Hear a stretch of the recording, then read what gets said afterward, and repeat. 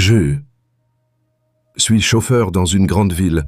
Ce soir-là, j'avais pris un passager sur le pont surélevé.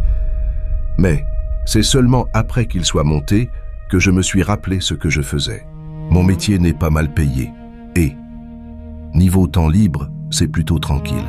Ce soir-là, j'ai vu une fille être transportée dans une ambulance. Des scènes comme ça, j'en ai trop vues. Alors, je n'y ai pas trop prêté attention. J'ai simplement hésité quelques secondes, puis j'ai décidé de rentrer chez moi. La route du retour, c'est toujours la même, le pont surélevé. Souvent, de jeunes fous viennent y faire la course la nuit. Mais ce soir, étrangement, aucun d'eux n'était là. Et c'est là que je l'ai vue. Une fille vêtue de blanc debout au bord de la route, en train de me faire signe. Elle avait l'air jeune, toute seule, sous les lumières du pont. Et, plus étrange encore, elle ne portait pas de chaussures. J'ai cru qu'elle s'était disputée avec son petit ami.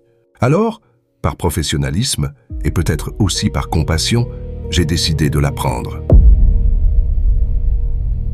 Après tout, faire une bonne action de temps en temps, ça ne coûte rien. Elle laisse monter dans la voiture sans dire un mot.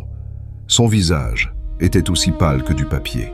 Je n'y ai d'abord pas prêté attention, mais j'ai remarqué qu'elle n'avait pas de chaussures et qu'il n'y avait pourtant pas la moindre trace de terre sur le plancher.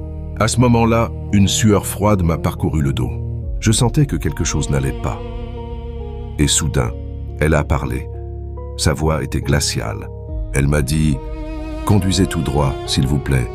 Je n'ai pas osé hésiter. J'ai avalé ma salive et j'ai démarré la voiture. Je ne savais pas où elle voulait aller, mais je priais intérieurement pour qu'elle ne me fasse pas de mal. Depuis qu'elle était montée, la radio ne fonctionnait plus. J'ai essayé de me convaincre que ce n'était rien, que la radio était vieille et qu'elle devait déjà être cassée.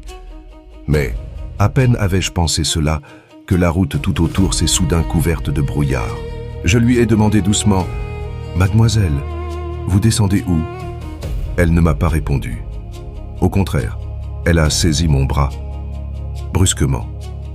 J'ai freiné d'instinct. La voiture s'est arrêtée juste à temps. Si elle ne m'avait pas retenu, je me serais sûrement écrasé contre la voiture devant moi. Je me suis tourné vers elle, pour la remercier. Mais ce que j'ai vu m'a glacé le sang. Elle me regardait. Son visage n'en avait plus qu'une moitié. Quand j'ai repris conscience, elle n'était plus là. Sur le chemin du retour, je me suis dit que j'avais dû rêver. Mais quand je suis sorti du pont, j'ai entendu les infos. La voiture que j'avais failli percuter venait d'avoir un grave accident. On disait qu'avant cela, elle avait renversé une fille vêtue de blanc et qu'ils avaient pris la fuite à ce moment précis. Tout s'est éclairé dans mon esprit.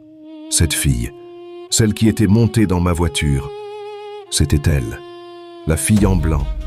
Elle était revenue pour se venger.